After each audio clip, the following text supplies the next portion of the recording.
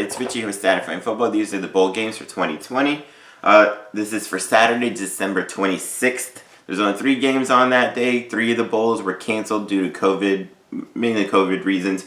But we're starting off with the first responder bowl between the UTSA Roadrunners and the Louisiana Lafayette Raging Cajuns. UTSA, they went 7-4, had a nice season for them.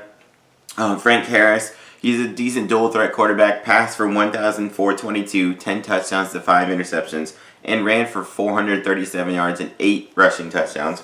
Sincere McCormick, remember that name? It's a small school, so a lot of people don't know him. He's one of the best running backs in the country. He ran for 1,345 yards and 11 rushing touchdowns this year. Safety Rashard Wisdom had 4 interceptions. So this is a number 65 scoring offense in the country, but they're number 22 in rushing offense. They got a good running between Frank Harris being immobile and Sincere McCormick being a really good running back. They have the number 22 rushing offense in the country. They're decent on defense, number 43 in scoring defense nationally.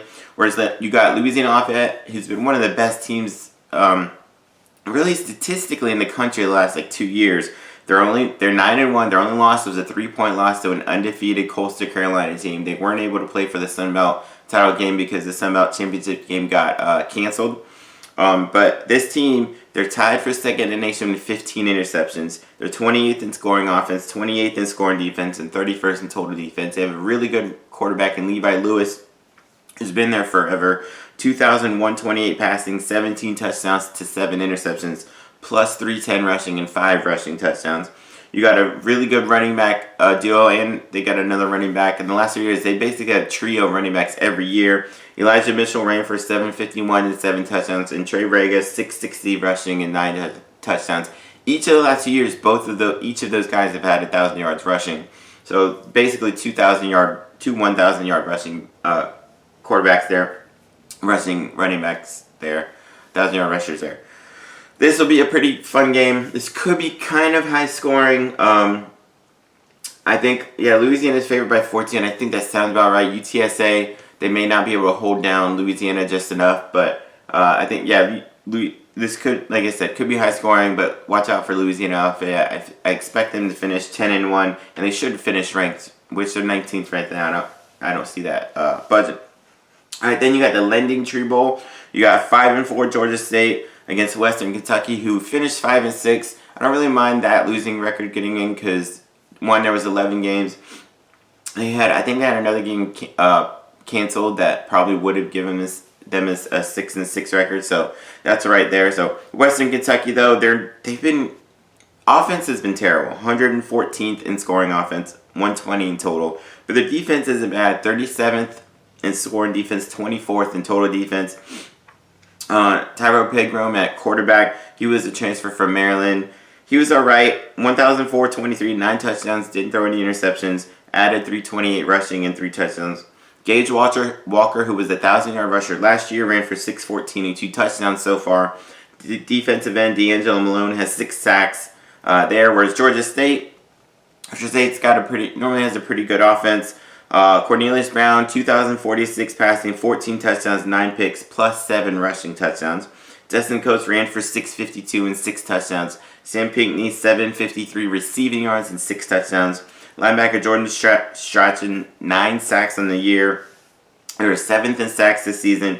They're 94th in scoring defense, 81st in total defense, but they were 38th in scoring offense. So it's kind of a decent matchup. You got the number 38 scoring offense against Western Kentucky's 37 scoring defense. I think so.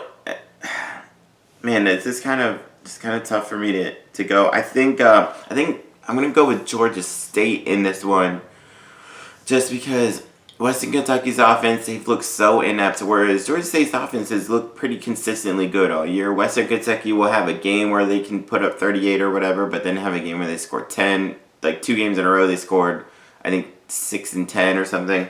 So it's just kind of up and down. So I think I'm just going to go with Georgia State just based on the consistency. This should be a close game. Georgia State's only favored by 3.5, so they expect it to, but I'm going to go Georgia State with the win there.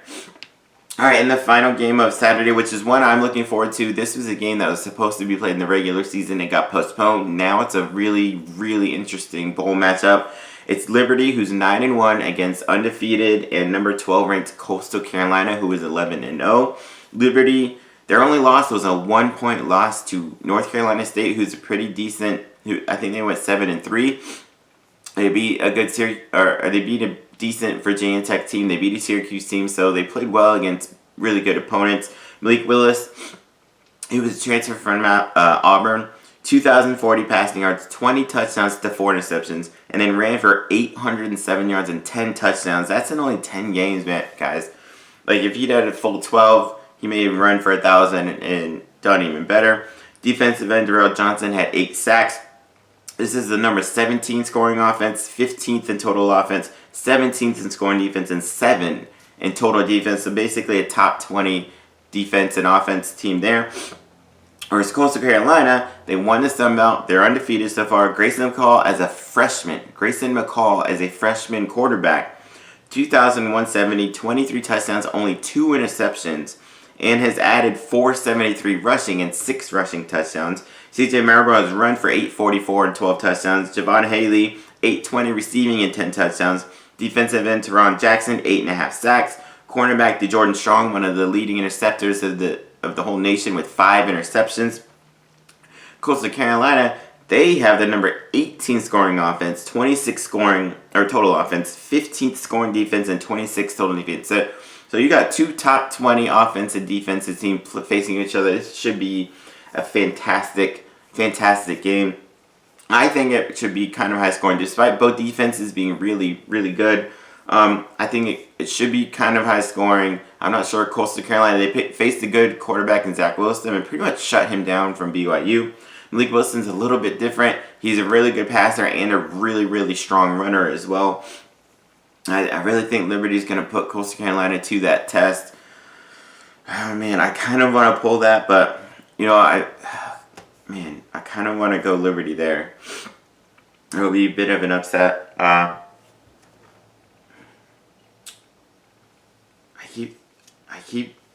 don't know why I keep thinking Liberty.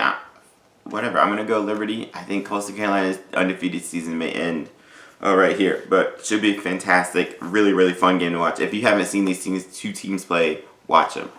Alright, those are my bowl games for Saturday. Check out my other ones. Peace.